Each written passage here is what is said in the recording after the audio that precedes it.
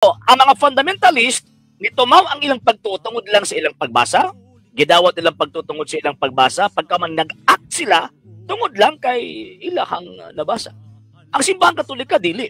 Nga naman, number one, ang simbahang katolika, nadawat sa mga katoliko ang pagtuo, pinaagi sa pagtudlo. Nga naman, kay sugo ni Ginoong Jesucristo, St. Matthew chapter 28 verse 20, tudlo sila sa tanan nga akong gisugo ninyo. Imagine na, si Kristo mismo nagsulti ha, tudlo sila sa tanan nga akong gisugo ninyo. Balik ko na ko, wa mo sulti si Kristo nga, pabasaha sila sa tanan nga inyong gisulat. Kasi Kristo, wa mo to kasulat. Ang gingon ni Kristo, tudlo sila sa tanan nga akong gisugo ninyo. So therefore, nag-establish si Kristo og usa ka institution nga kung diin mga magtutudlo. Ano ba ingon si San Pablo? Galatians chapter 1 verse 8, ingon pa niya, bisan gani kung kami ug usa ka anghel magtudlo og ebanghelyo nga lahi sa among giwali ipatunglo. Nganuman kay importante sa ilaha ang mga magtutudlo. Manang magbantay sa mga taong magtudlo, kung magtudlo ng mga tawhan nga dili mao gikan sa mga apostol, kanang maong gitawag og mga tawhan na di natuuhan og ipatunglo na. Ipatunglo na. So, ang faith nga nadawat sa mga Katoliko, pinaagi sa pagwali. Pinaagi sa pagtudlo. O, tanawa, sa nahitabo sa first century Christians. Kung sa nahitabo, ang mga apostol, ako lang tawag ini nga basihan ka ng succession gikan kang Saint John. O, Saint John, gitudluan niya Saint Ignatius, Saint Polycarp of Smyrna. O, Saint Polycarp of Smyrna, gitudluan si Saint Irenaeus, Bishop of Lyons. Hangtod gani abot ng Tertullian kang tawag aning orihen. Hangtod gani abot sa 4th century na gitawag og nahimong official nahimong libre ang gitawag og Kristyanismo sa tibuok Romanong imperyo. Ang ilang pagtuo ilang nadawat by way of preaching and teaching, not by way of reading. Kay kana nga panahon wa pay bit-bit nga Biblia ang mga Kristiyano at that time. So dili na mo saler kanang moingon sila nga by way of reading, dapat mabasa.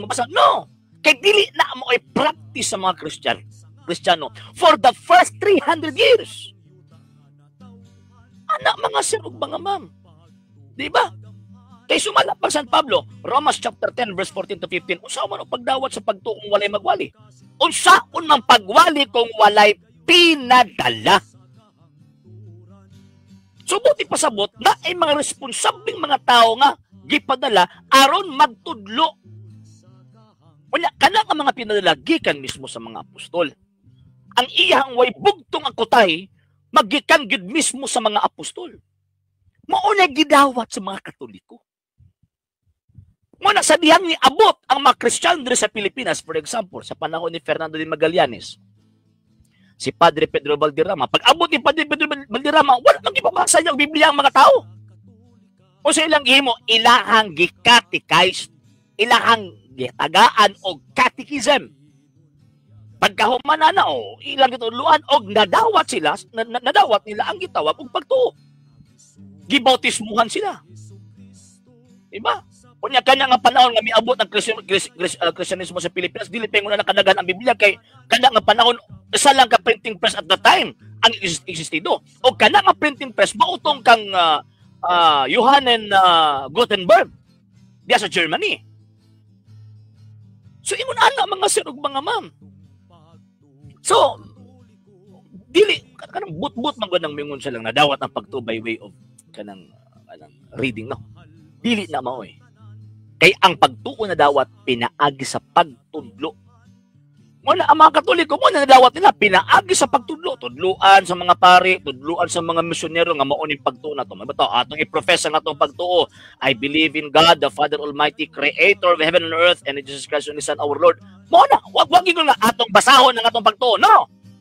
Ang gingon ato ang ipadayag ang atong pagtuo. Kana nga pagtuo receive. Gidawat wala gi-imbento sa mga pastoy o mga founder sa mga sekta.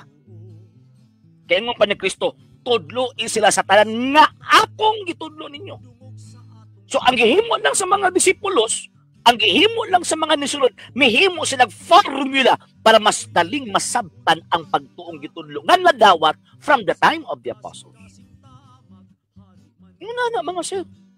Sa hindi pa po nakapag-follow sa mga pages po natin, i-follow nyo po yung mga pages po natin, RJ Horolanciano II TV Apolia Punto Argumento page, Kuya Apologies TV page, and RJ's Vlog 2022.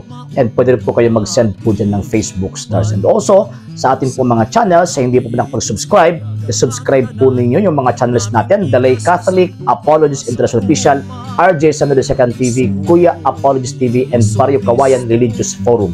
And pwede rin po kayo mag-send po dyan ng super sticker, super chats, and super thanks. And maraming salamat po sa mga kapatid at mga Katoliko na ulis pong tumutulong sa programa po natin. Maraming salamat po. Nang dahil po sa tulong at suporta po ninyo, ang programa po ito, until now, andito pa rin po sa social media. And until now din po, nangangailangan pa rin po tayo sa tulong at suporta po ninyo dahil wala po kami magagawa rito mga sir, mga ma'am, kung wala po yung tulong at suporta po ninyo. Sa gusto pong tumulong, sa gusto pong sumuporta, pwede po ninyong ipadala ang tulong at suporta po ninyo sa pamamagitan po ng ating mga account numbers dyan po sa ating pong screen. And pwede nyo po kaming i-message sa ating pong page kung via remittance po yung papadala po ninyo. Maraming salamat po in advance.